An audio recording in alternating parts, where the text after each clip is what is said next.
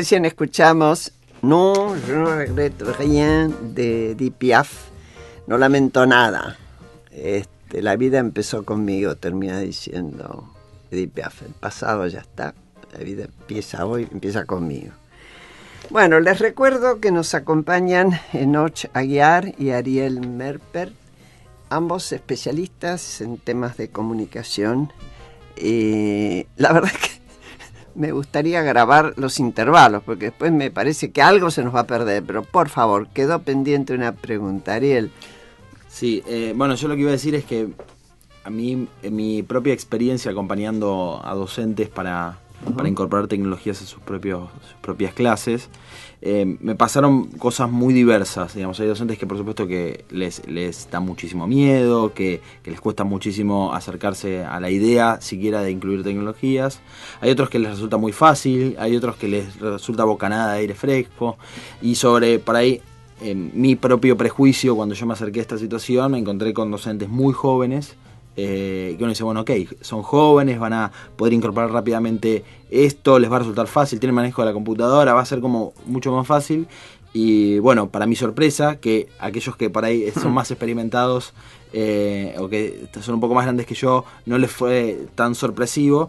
Me pasó que a los docentes que tienen mucha más experiencia y que tal vez están buscando algún cambio, o están ya un poco hartos, por decirlo de alguna manera, o simplemente están demasiado acostumbrados a lo mismo, muchas veces resulta más fácil que a los docentes que acaban de salir de los institutos de formación docente. Y en ese sentido me parece que esto, a mi propio prejuicio, me hizo muy bien, porque me hizo poder encontrar nuevas razones por las cuales esto debe ser trabajado, no solamente por la cuestión generacional. Yo tengo la impresión, por haber sido docente muchísimos años, desde muy joven, que cuando uno enfrenta por primera vez la clase, se aferra al ortodoxo, se aferra a las herramientas que te dieron porque son tu sostén, son tu bastón, y vos estás seguro de que por lo menos las primeras clases, si te atenés exactamente a lo que te dijeron,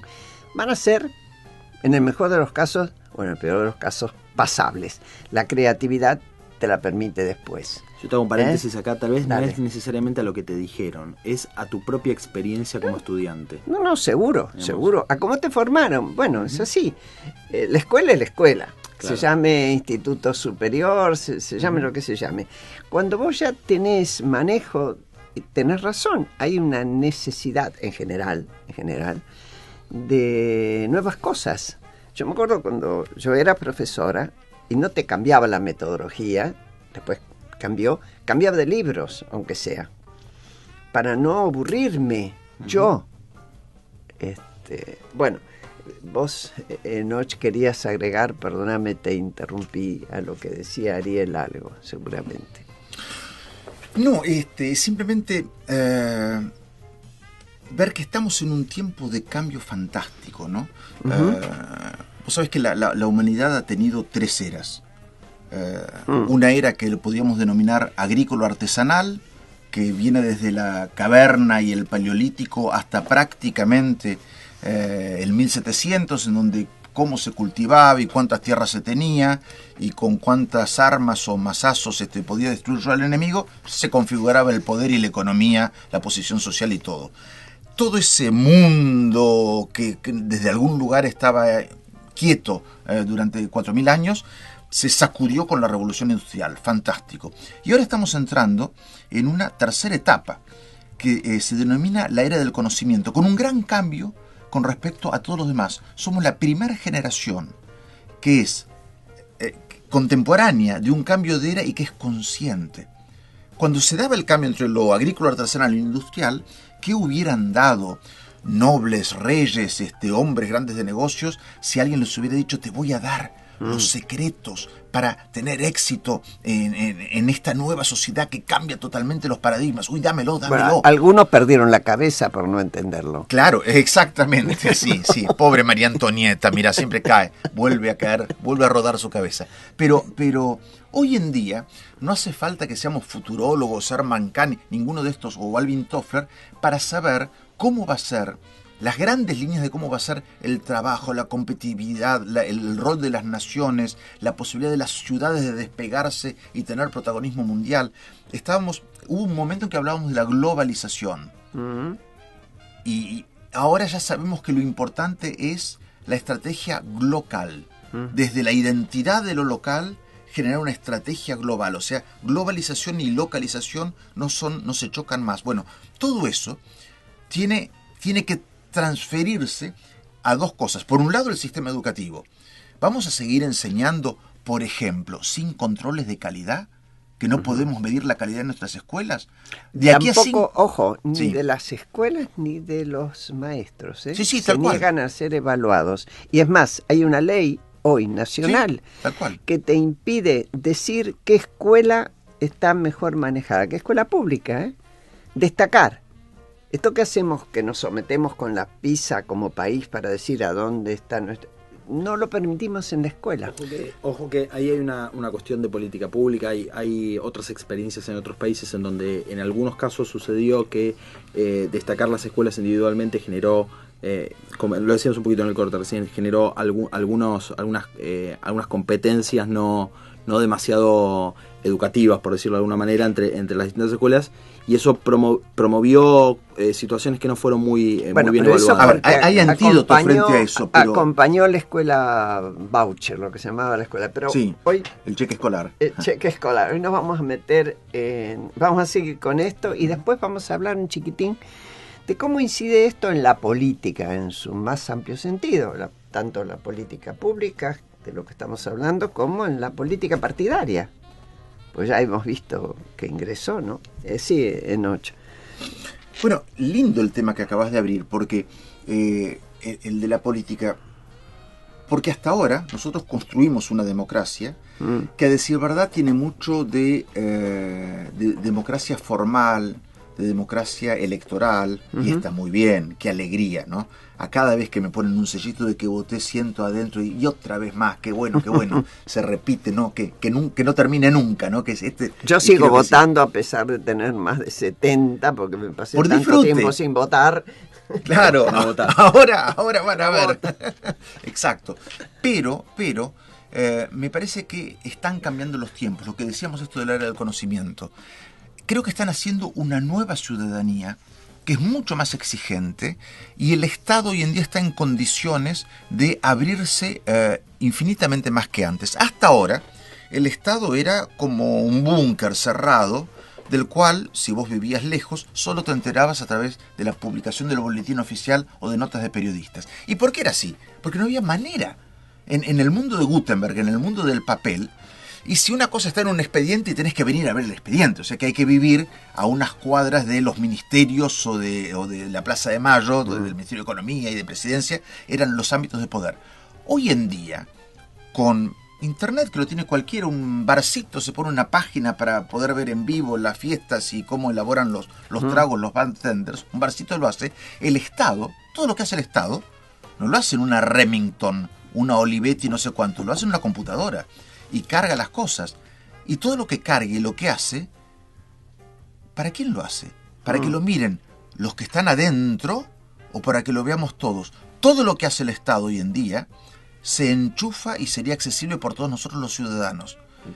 ¿Por qué no se está haciendo? ¿No será que el poder le está teniendo un miedo terrible a las tecnologías que pueden hacer que nosotros entremos adentro de la fortaleza acorazada de un poder que no supo y no quiso rendir cuentas? ¿Qué decís vos de esto?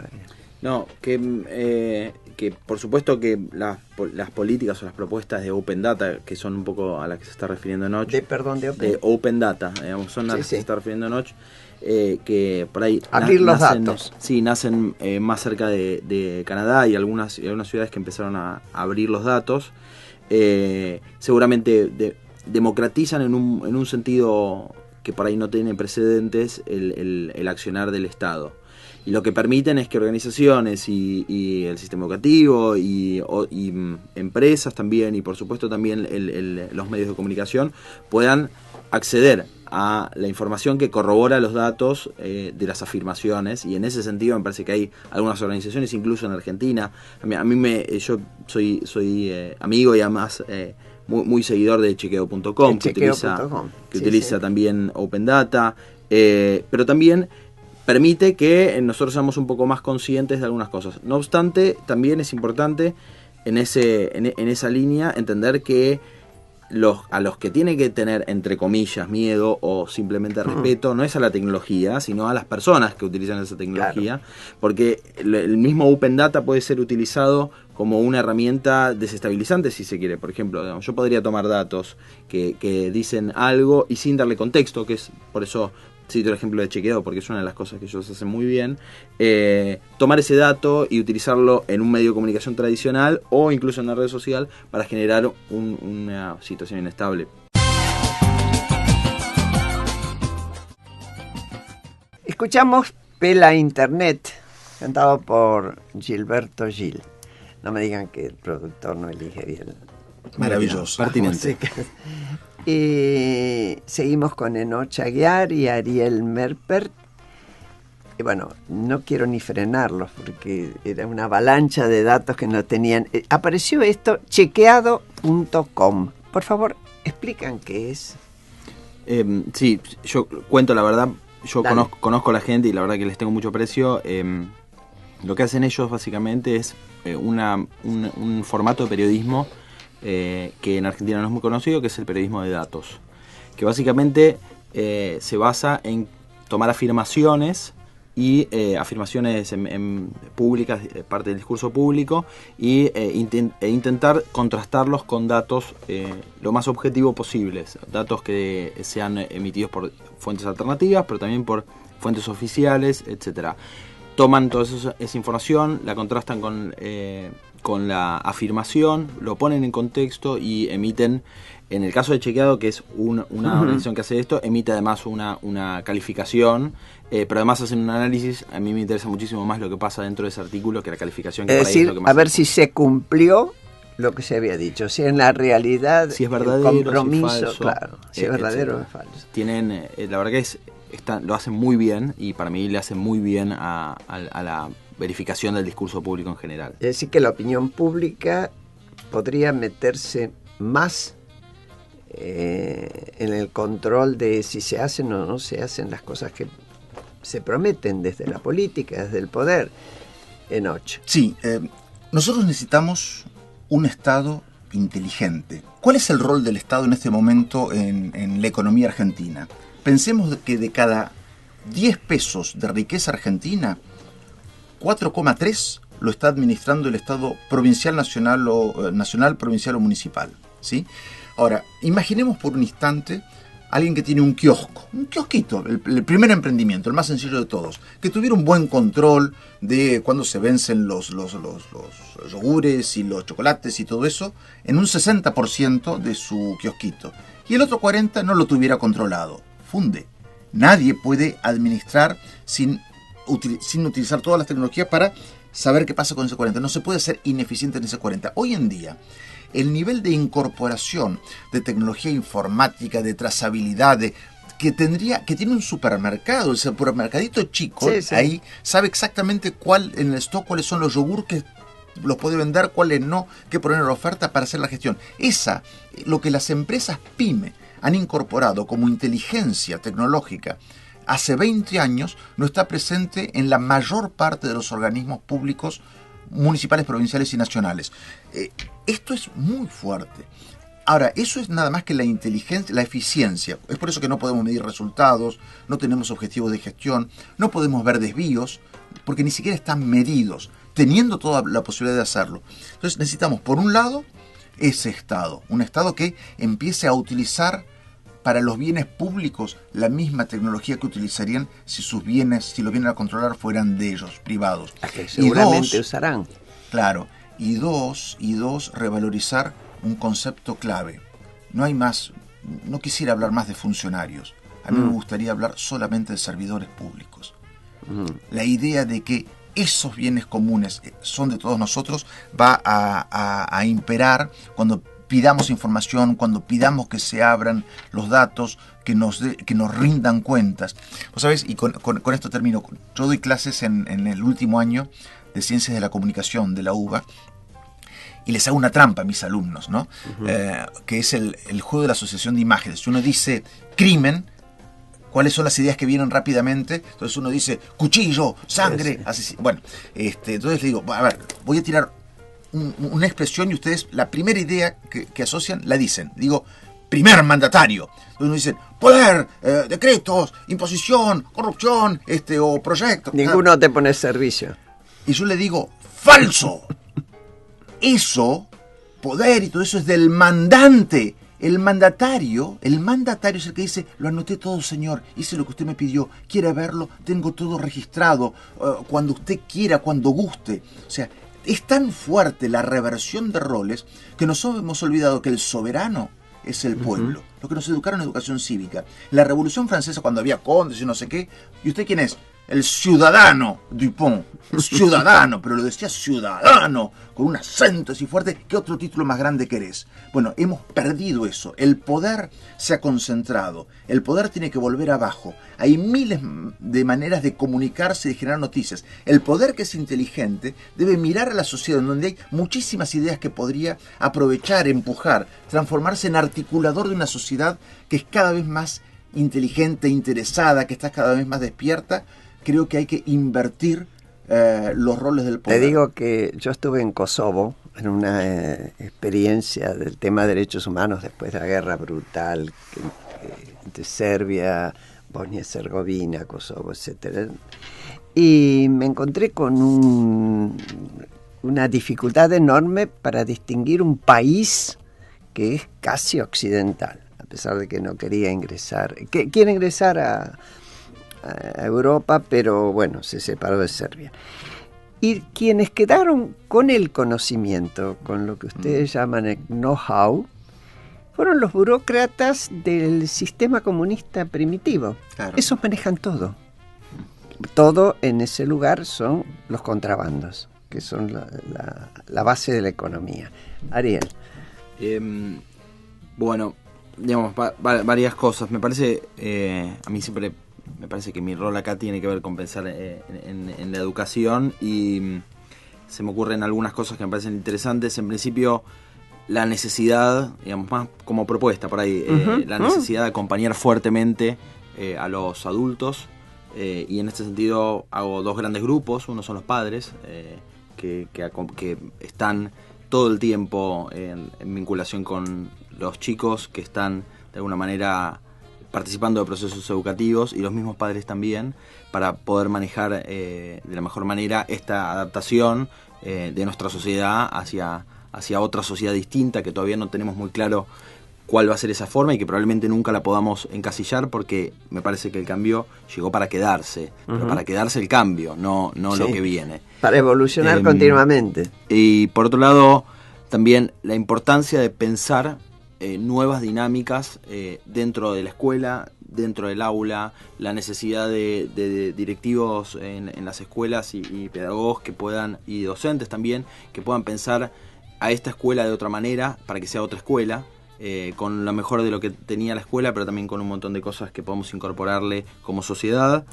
Y también la necesidad de pensar en la ciudadanía, no solamente de la ciudadanía digital o la e-ciudadanía, no solamente la e-ciudadanía o la ciudadanía digital, no solamente tomando como base la idea de ciudadanía que teníamos previamente y tratando de anexarle un capítulo, sino repensando el concepto de ciudadanía, porque en un contexto donde la ciudadanía fue pensada para el Estado, y hoy la ciudadanía va muchísimo más allá de lo que nosotros podemos llamar Estado en nuestras concepciones modernas de esto.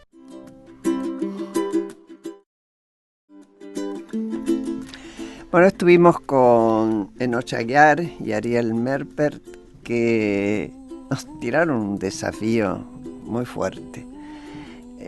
Nos proponen nada más y nada menos que una sociedad en permanente cambio, cosa que cuando uno lo piensa dice, bueno, es obvio, es una verdad de perogrullo, sí, pero hay que digerirlo.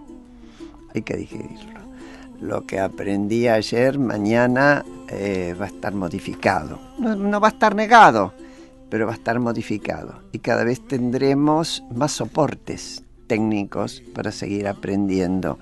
Y ya no solo los jóvenes, Ariel nos está desafiando a los no tan jóvenes, o jóvenes adultos que tienen que seguir acompañando a sus hijos y se van a ver siempre interpelados y a veces pasados como si fueran poste. El chico sigue adelante y yo me he encontrado maravillándome de cómo mis sobrinos nietos que tienen 4 añitos se sientan en el iPad y ya se comunican por internet con los primos que viven en Canarias, con el Skype, sin pedir que nadie les prenda nada. Bueno, esto, si yo les dijera, uy chicos, ¿cómo hacen eso?, me mirarían sin entender. Me dirían, ¿y cómo vos no lo sabés?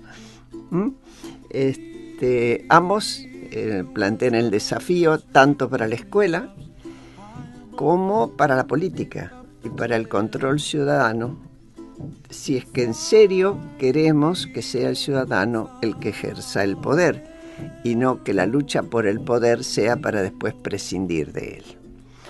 Gracias, Enoch.